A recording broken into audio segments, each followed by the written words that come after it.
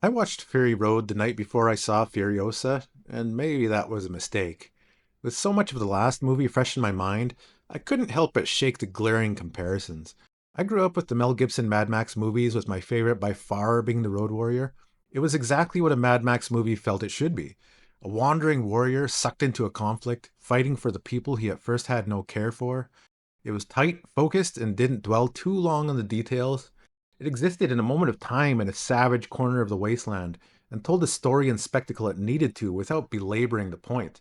In short, Max was mysterious when we first saw him, and that air of mystery remained as the camera faded to black. Then Fury Road came out, which was an even tighter, more mysterious, and bombastic return to something akin to The Road Warrior. After that film, my expectation of a George Miller flick was of a pulse-pounding wasteland adventure, light on the backstory and heavy on the practical effects and destruction. I say that because your expectation of what Furiosa is may drastically alter your reception of it. The big question is, does Furiosa deliver that action-packed Mad Max style experience? Well, kind of. It has shades of the previous movie, but some major changes in pacing and story emphasis make it a very different animal. Right off the bat, Furiosa oozes atmosphere. The unique kind of depravity and barren hopelessness that George Miller has so expertly brought to life from the first Mad Max in 1979 all the way through to his latest foray. The world is a harsh, unforgiving place where the worst of humanity has gained control. Characters like Immortan Joe and Dementis make whoever's left in the world completely miserable in their never ending quest for domination and guzzling. The harshness of this world is front and center in Furiosa from about 5 minutes in, and it never stops. Everything you'd expect from a Mad Max movie and its world is there, except perhaps for a bit of that underlying griminess of past outings, which is a shame. At its heart, Furiosa is a revenge tale, though it takes a meandering route to get there. The overarching story is the conflict and detente and backstabbing between rival gangs and their leadership, in which she sometimes plays a significant role. And this is where the problems begin, because most of the time, Furiosa is largely a victim of circumstance, going with the flow to survive amid a barbaric horde. It feels a bit choppy and inconsistent as she goes from being one of the most sought after commodities to just another one of the guys years later, in a reveal that's meant to be dramatic but feels overdone. She does eventually use the political situation to her advantage, and this whole arc would normally be fine, but here it feels incoherent. She seems to get caught up in this sordid wasteland dance at the expense of her original motivation, which, when it finally comes up after more than 2 hours in, I had forgotten that was still a thing, because the story had taken such a detour and focused on different plot lines to such an extent that it had kind of gotten lost in the desert. Found anything yet? Nothing yet, sir! It boils down to this. Yes, Furiosa does what she needs to survive, but it feels like a serious lack of direction on her part. She wants to get home, but a decade-long time skip kind of buries the urgency of it. We don't really have a sense of what she's really after until much later in the film, and that's an issue. But there are positives aplenty. George Miller's richly envisioned wasteland is here in all its glory. The same delightfully twisted characters from Fury Road are mostly back, with the addition of the wonderfully named Scrotus. Chris Hemsworth absolutely steals the show as Dementis, and I ended up liking him more than any other character in the movie. He seemed to have gotten most of the personality in the film, and I had a tough time viewing him as a really, truly bad guy, despite all the terrible stuff he did. There were plenty of practical effects and battles to satisfy any Road Warrior's appetite, though they were generally smaller in scope than in Fury Road, with a more personal feeling, which is not necessarily a bad thing, depending on what you're going in for. The sound design is amazing as it was in the last film. All the throaty engine roars and concussive explosions are here. The music is likewise incredible in its oppressive grandiosity, though it's mainly the same as in Fury Road. It might have been slightly overused here and there a few times, but overall the score by Tom Holkenborg is a thing of beauty. There are a lot of strong parts coming together to form a satisfying whole here, but I think your enjoyment of this film will come down to how interested you are in the behind the scenes operations of wasteland gangs. Are you interested in the minutiae that comes with running a post apocalyptic fiefdom? Do trade deals and territorial concessions turn your head? Did you always want to know about the circular economy between bullets, food, and gasoline? Or how a war rig is made? If so, you will probably enjoy this film a lot. For me, this is one aspect that slowed the pace down, sometimes to a crawl. Wasteland politics are kind of boring because I didn't really cheer for one side or the other. I just wanted to see both sides go at it and the resulting carnage that ensues. Seeing wasteland villains stand around and talk strategy and politics is no fun. In Fury Road, these characters are over the top. They jump into action with a single minded determination. They represent facets of human savagery and barbarism blown up to comical proportion. To see them like this is a deflating experience. Immortan Joe looks tired half the time and doesn't have a whole lot of dialogue except to break up his bickering lieutenants.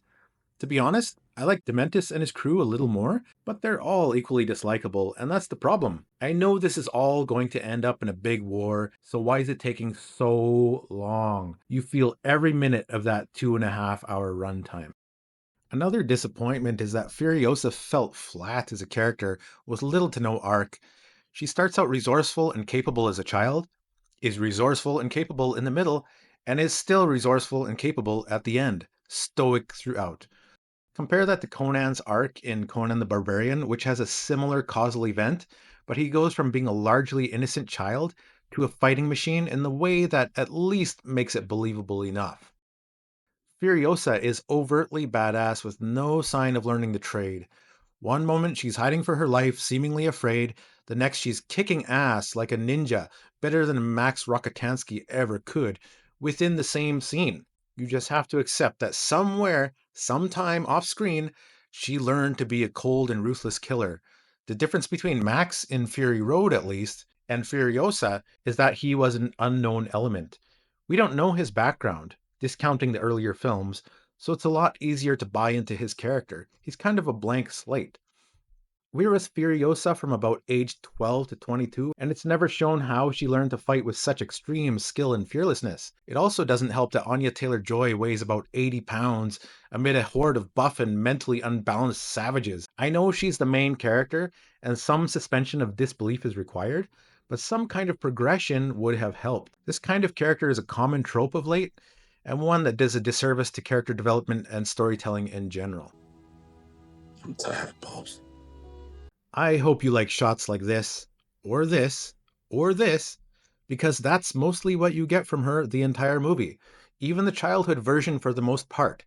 There are so many glamour shots where Anya Taylor-Joy just stops and waits for the camera to zoom in on her like she's modeling for a magazine cover. It's excessive and jarring. Just like the wasteland politicking, I think the level of your enjoyment with this Furiosa will come down to how much you can buy into this character. She's fine as an idealized angel of death, as the movie wants to portray her, but not a lot of depth comes with that. The existence of Charlize Theron's Furiosa, a much more grounded, nuanced character with a different range of emotions, all expertly portrayed, throws a stark light on this latest effort. And remember, Anya Taylor-Joy's Furiosa at the end of this movie is supposed to be the exact same Furiosa at the beginning of Fury Road. It just doesn't quite gel. Another detractor, though a more minor one, was that the film was too polished. It was missing a lot of that griminess from previous Mad Max movies. In general, there's a greater reliance on CGI than before, and it hurts instead of helps. For one thing, the CGI can look super fake, which stands out in stark contrast to the excellent practical effects going on in the rest of the movie. And there's also a kind of cleanliness to the CGI scenes, that sanitized look that other movies in the series steered away from. Far, far away.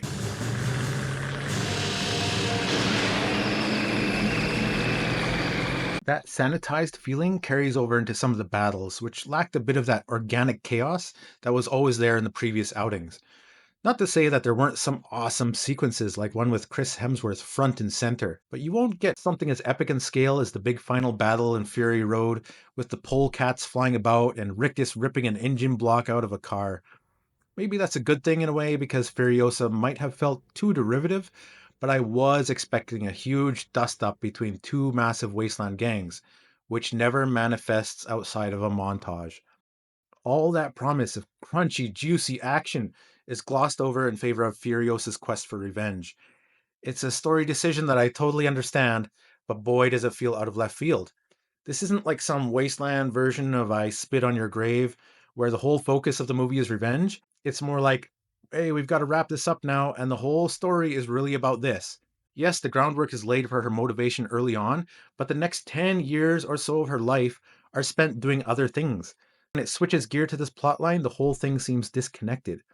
It doesn't help that the antagonist is so damn likable as well. I found myself rooting against Furiosa at the end. I don't think that was the intention of the film. Despite all my complaints, Furiosa is still a standout post apocalyptic action film, head and shoulders above the vast majority of the field. It's clear the amount of effort and hard work that went into this. It's still full of bizarre and interesting characters and nail biting action set in a bleak but uniquely rich world in terms of lore, atmosphere, and identity that George Miller has lovingly crafted over the years. But I think the meandering plot really held it back, as did the nonstop effort to prop Furiosa up into something larger than life.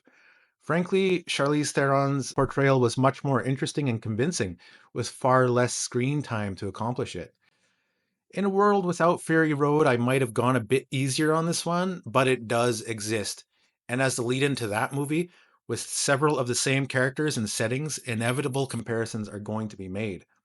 If Fury Road is a 9 out of 10 for an action flick for me, I'd say Furiosa is a 7 out of 10. The cinematography, incredible sound effects, an oppressively heavy musical score, the atmosphere and environment so richly imagined, some standout acting and costume design, and the intense battles that we do get are all enough to outweigh most of the negatives.